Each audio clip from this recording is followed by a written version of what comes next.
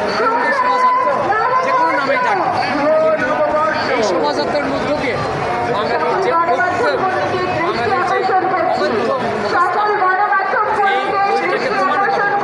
এবারের এই বর্ষবরণ এবং শোভাযাত্রার একটা বিশেষ অন্য মাত্রা ছিল, এই জন্য আমাদের এবারে এই আনন্দ শোভাযাত্রাকে বন্ধ করে দেওয়ার জন্য, নস্যাৎ করে দেওয়ার জন্য 1971 মহান মুক্তিযুদ্ধে যারা আমাদের স্বাধীনতার বিরোধিতা করেছিল, সেই স্বাধীনতা বিরোধী শক্তিরা এই উৎসবকে, এই শোভাযাত্রাকে বন্ধ করে দেওয়ার জন্য কিন্তু বাঙালি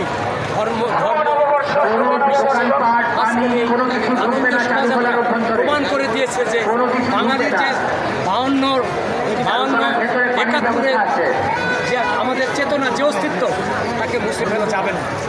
এই দেশ হিন্দু, বৌদ্ধ, মুসলিম, খ্রিস্টান সকলে এক কথায় বাঙালি।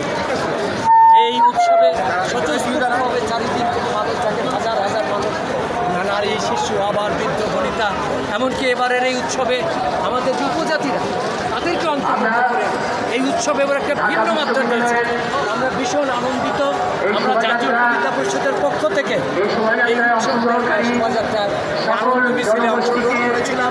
আমরা বিভিন্ন প্লাকার্ড বহন করেছি এবং আমরা এই শোভাযাত্রাকে সর্বাত্মক চেষ্টা করছি। এবার আনন্দ শোভাযাত্রা কি আপনি ব্যতিক্রম কোনো কিছু দেখতে পাচ্ছেন নাকি?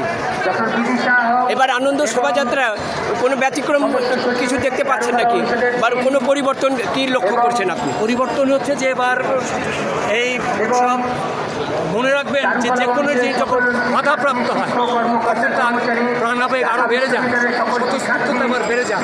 এবারের এই শোভাযাত্রা স্বতঃস্ফূর্ত এবং এখানে একটা নতুন মাত্রা যোগ হয়েছে, যেবার আমাদের যে উপজাতিরা রয়েছে সেই উপজাতিদেরকে এখানে অন্তর্ভুক্ত করা হয়েছে।